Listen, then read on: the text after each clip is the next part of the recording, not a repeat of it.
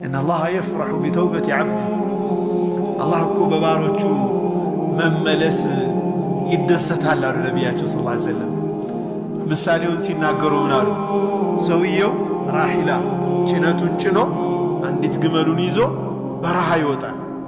የበረሃ ጉዞ በጣም ከባድ ነው።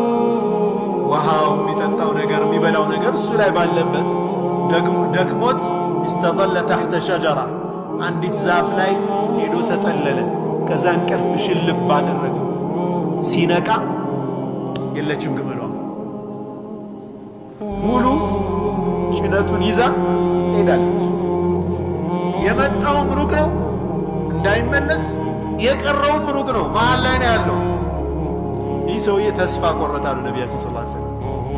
በቃ እንግዲህ እዚሁ ላይ መሞቴ ነው ብሎ እዛው ላይ አይኑን ጨፈና አድርጎ አሁንም ሽልብ አድርጎት ሲመለስ ቆማ አገኘው።